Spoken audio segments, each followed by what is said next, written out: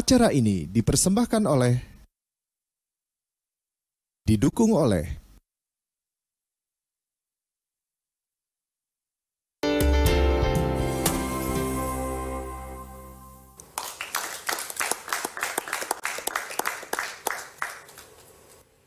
Iya, terima kasih pemirsa, Anda masih bersama kami. Anda bisa berpartisipasi melalui telepon interaktif di 0215515111 nanti ya. Dan tadi sebelum jeda ini menarik sekali karena harusnya LRT di Indonesia, di Jakarta sudah harus ada 20 tahun lalu. Tapi kok baru sekarang sih Pak Dandung mulai dikembangkan? Mungkin Jakpro ya nanti yang bisa menjawab. Saya kembalikan ke Pak Dandung. Iya Pak Dwi, kan inisiasi LRT sendiri gitu. Bisa diceritakan Pak, historinya gitu, ya, buat Jakpro sendiri tentunya. Oke, jadi sebetulnya dasarnya itu adalah di PP Pak, PP 99 itu tahun 2015 ya. Nah itu mengatakan bahwa memang di Jakarta ini perlu transportasi yang berbasis rel. Gitu. Nah dari situlah kemudian ada instruksi memang yang melaksanakan atas nama Gubernur DKI. Kemudian Gubernur menugaskan Jakpro gitu. Jakpro sebagai BUMD yang 100% sahamnya dimiliki oleh Pemprov DKI, itulah kita ditugaskan untuk membangun LRT. Nah itu kemudian kita bekerja sama dengan teman-teman dari WK. Nah yang dibangun sekarang kan baru segmen yang menurut kita pendek sekali Pak, antara depo Kelapa Gading sampai 6 kilo velodrome. Rasanya kalau orang dari Kelapa Gading ke velodrome kan ngapain gitu kan. Nah, planningnya gimana Pak seterusnya? Jadi sebetulnya yang kita bangun di segmen sekarang ini, yang itu mungkin kita sebut dengan fase 1 gitu ya. Koridor 1, fase 1 itu adalah memang Kelapa Gading velodrome itu 5,8 kilo. Itu sebenarnya ada lanjutannya nanti. Jadi kita akan nyambung nanti mungkin. Nah ini yang memang harus dikoordinasikan dengan Kementerian Perhubungan, gitu kan? Karena memang yang menentukan trasenya itu kan nanti Kementerian Perhubungan. Dan itu juga agar integrated dengan MRT, sistem transportasi moda-moda yang lain. Kalau dari internal Jakpro sendiri Pak, keinginannya atau mungkin angan-angannya sebenarnya mau finalnya dikonek kemana sih Pak? Kan kalau sekarang kita ada MRT, kemudian LRT Jabodetabek yang base-nya di Halim gitu. Itu nanti kira-kira ujungnya?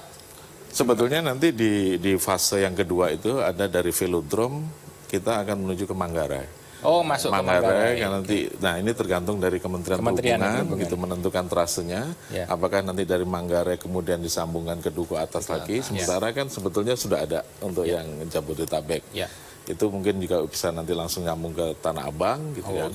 Nah tapi yang penting untuk saat sekarang ini sambil menunggu yang kedua gitu, sebetulnya kita sudah connect dengan teman-teman di Transjakarta.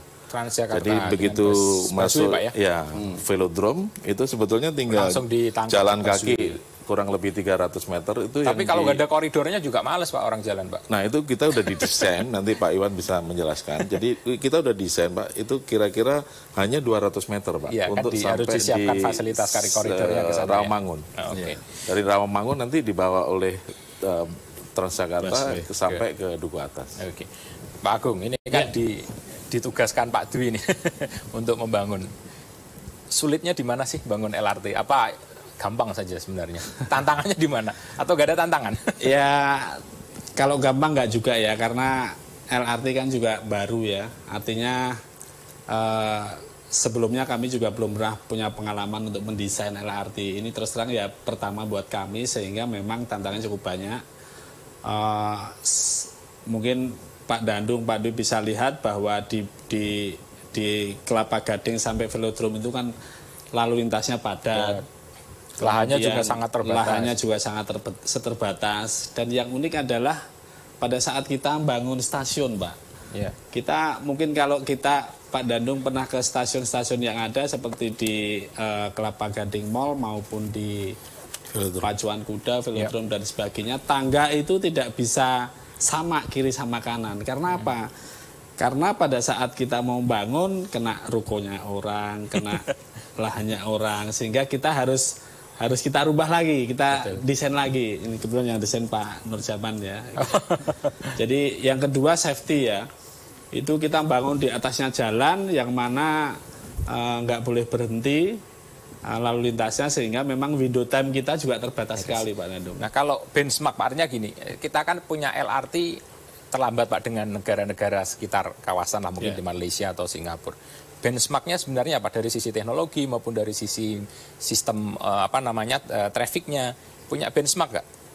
Negara apa, atau mungkin ini sebenarnya sistem yang umum saja gitu? Ya, kebetulan kita pakai sistem dari Korea ya. Benchmarknya dari Korea ya? Sistem pakai Korea. Kalau mainline semuanya adalah kita lokal semua. Untuk sipilnya ya? Sipil work kita semua adalah desain by Indonesia. Tapi sistem memang kita adopt dari Korea. Korea ya, termasuk gerbongnya juga dari Korea. Kalau sistem otomatisasinya gitu, mechanical electricalnya? Korea. Ya, sama dari Korea semua ya. Korea kerjasama dengan salah satu BUMN di kita ya. Di kita ya. Namanya apa? Saya lupa namanya. PT Len. PT Len ya. Oke. Pak Nur Zaman. Ya. Ini kan merubah kota sebenarnya Pak. Wajahnya menjadi, mohon maaf, agak berantakan ini. Salah nggak sih Pak kita bangun elevated construction itu? Ya, memang ini kan masalah pendanaan juga ya. Jadi infrastruktur transportasi paling mahal itu kan di bawah tanah. Underground, subway dan gitu ya. itu ideal sekali ketika itu kita tidak dirusak oleh. Kalau dibandingin 1 banding berapa Pak? Ini masalah 1 banding duit 6. Jakpro yang ditanamkan. 1 banding 6. Jadi kalau landed itu 1 misalnya, di atas 3, di bawah 1 di landed. Kalau vetted bisa 3 kali, underground di bawah bisa sampai 6 kali. 6 kali. Jadi tidak heran kalau harus memilih tempat.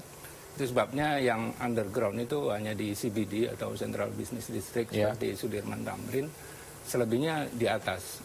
Namun Jakarta sayangnya tidak semua right of way atau cukup daerah milik jalan Damija itu cukup gitu ya, seperti Fatmawati misalkan, Kelapa Gading itu akhirnya terpaksa elevated dan sesak. Memang trik ini Pak, trik untuk trik supaya dari sisi arsitekturnya itu tidak merusak kota, ada nggak sih Pak? Ya, biasa rutenya dipilih di area misalkan berdampingan dengan sungai. Kemudian area-area daerah hijau dan sebagainya yang sebenarnya bisa berdampingan atau di sisi jalan tol. Nah, ini yang sebenarnya agak sulit di Jakarta karena tidak semua tersedia atau terencana dari awal, sehingga akhirnya ya harus nembus-nembus daerah yang memang daerahnya sempit seperti Kelapa Gading ini. Dan perizinan di Kelapa Gading ini juga tantangan sendiri gitu ya. Karena ada beberapa infrastruktur supportingnya terpaksa. Kan semua milik DKI kan, Jakpro juga pasti nggak mengalami kesulitan nggak Pak? Sebetulnya problem juga bukan kesulitan Pak, tapi memang prosesnya yang perlu waktu ya. Karena bagaimana juga seperti Jakpro ini kan memang ada tugas-tugas juga mengoptimalkan aset-aset yang kita miliki, baik yang kita miliki sebagai perusahaan maupun nanti aset-aset DKI yang mungkin ada penugasan untuk kita optimalkan. Kalau di ujung Pak, maaf, saya kemarin kebetulan ke sana juga, di ujung depo itu kan ada kawasan besar sekali. Itu kan untuk mixed use. Mungkin sekalian Pak bisa diceritakan sebenarnya untuk apa sih situ di situ? Jadi sebetulnya planningnya itu yang di depo itu nanti kita juga dan Pak dan dari Wika nanti bisa menambahkan, memang sudah didesain dan kita planningkan untuk TOD Pak, kawasan TOD. Di sana TOD. Ya, dan itu bisa kita manfaatkan sebagai mixed use, bisa itu untuk apartemen, bisa itu untuk tempat-tempat yang lain yang bermanfaat buat masyarakat. Dan kalau dari sisi finansialnya, apakah dengan operasional bayar tiket masyarakat itu nutup nggak, atau justru ditutup dengan adanya TOD itu? Iya Pak, jadi sebetulnya kalau dari segi tiket itu kan nanti kita harus menunggu keputusan dari belum diputuskan ya. Dalam hal ini banyak pihak termasuk dari Kementerian Perhubungan, nanti dan untuk DKI ya dengan DPRD tentunya. Karena bagaimanapun juga tingkat keekonomian yang sudah kita hitung kemungkinan juga tidak sama dengan apa yang nanti diputuskan oleh DPRD. Ini proyek untung atau proyek rugi sih Pak, atau proyek untuk apa? Masyarakat? Dilihatnya bisa dari berbagai sisi. Kalau memang ini untuk kesejahteraan masyarakat, kemudian untuk Jakarta yang lebih baik ya. Tentunya mekanisme akan menggunakan sistem subsidi ya, PSO tadi. Itu yang mungkin nanti akan dilaksanakan ke kita. Wika ikut invest atau hanya murni kontraktor, Pak Gung? Yang sekarang ini murni kontraktor. Ya. Ada keinginan untuk, kan Wika banyak invest Pak di tol, di macam-macam. Ya. Mau gabung dengan Jakpro mungkin misalnya? Ya pastinya kita ini ya tidak puas hanya sekedar kontraktor ya. Kita juga sedang memikirkan untuk investasi di kereta api di Indonesia, khususnya di Jakarta ya. Kita juga sedang mengikuti KPPU-nya Departemen Perhubungan. Oke. Jadi kita selalu sedang evaluasi. Ya. Evaluasi, betul. Dan tadi saya tambahkan Pak Dandung bahwa di depo itu memang besar sekali, karena memang depo yang ada di Kelapa Gading ini didesain untuk seluruh koridor yang ada di Jakarta, tidak hanya untuk Kelapa Gading saja. Oke. Jadi memang cukup besar sekali. Tapi kan sekarang kita tahunya hanya connect dari Kelapa Gading sampai Velodrome. Nanti ada jalur lain gitu, misalnya langsung ke arah kota misalnya gitu. Jadi sebetulnya depo di Kelapa Gading itu Pak memang sudah didesain untuk nanti direncanakan kurang lebih 44 kilo. Ya. Sementara Kelapa Gading Velodrome kan hanya 5,8. Dan itu akan menampung kurang lebih hampir 116 train atau gerbong lah istilahnya. Itu sebetulnya. Pak, dari sisi arsitek Pak, desain yang sudah Bapak terlibat di desain atau di apa ini? Di sana? Di desain ya. Sudah optimalkah atau mungkin sebenarnya ada dari sisi idealisme arsitek yang tidak tercapai karena mungkin banyak keterbatasan lahan, keterbatasan regulasi gitu? Ya, dua-duanya. Tapi yang paling krusial memang ketersediaan lahan.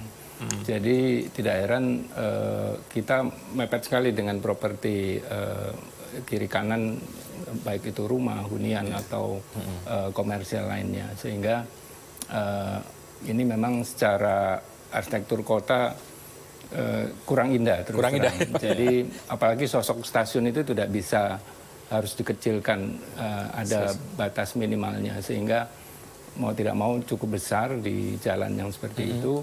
Upaya-upaya mereduksi sesuatu yang agak menghalangi pandangan dan sebagainya, kita coba dengan membuat vertical garden misalnya, kemudian juga membuat struktur seringan mungkin atau seramping mungkin. Sehingga kita lihat juga di beberapa negara dan juga diterapkan di LRT yang lain itu juga bisa lebih slim, sehingga setidaknya itu juga bisa memperindah. Itu sebabnya ini juga tantangan buat arsitek tentunya untuk bisa kadang-kadang antara desain yang baik. Fungsi fisiknya dan arsitek agak sulit Pak, apalagi kalau dengan banyak keterbatasan tadi gitu, yaitu menjadi tantangan teman-teman arsitek. Betul. Karena kadang-kadang saya dengar gitu arsitek itu selalu komplain gitu, kok nggak terakomodir gitu, idealisme arsiteknya dikarenakan keterbatasan tempat tadi. Iya. Kira-kira gitu ya Pak ya. Betul. Nah nanti tentunya banyak langkah-langkah yang bisa dilakukan teman-teman arsitek dan juga dari owner, demand-nya juga seperti apa. Dan kita berharap ini segera bisa beroperasi dengan baik gitu ya. Tapi mungkin saya tambahkan, ada baiknya memang desain barakan. Disayembarakan desainnya? Desain-desain stasiun, kemudian juga semua fasilitas transportasi publik ini ada baiknya disayembarakan, sehingga kita kalau selama ini gimana sih Pak, desain itu berdasarkan apa sih? Misalnya teman-teman arsitek nih disayembarakan, kemudian apakah selama ini tidak dilakukan oleh owner misalnya? Sebagian sudah ya. Sebagian sudah ya. Sudah. Cuma ada proyek-proyek tertentu karena harus ada percepatan dan sebagainya, tidak cukup waktu untuk melakukan itu. Ya, akhirnya dengan pola design and build dan kita. Nah ini mungkin masukan buat Jakpro Pak, artinya kalau mendesain ini kan memercantik kota. Jadi kalau misalnya arsitek tidak dilibatkan, nanti hanya ketemu fisiknya aja, indahnya belum dapat gitu. Itu masukan. Nah, Mbak Ayu, kita udah diskusi tentang proses pembangunan LRT. Nanti kita bakal diskusi lebih lanjut lagi tentu saja, dan pemirsa bisa berpartisipasi melalui telepon interaktif. Nomornya sudah ada di layar kaca Anda. Pemirsa, usai jeda kita akan kembali.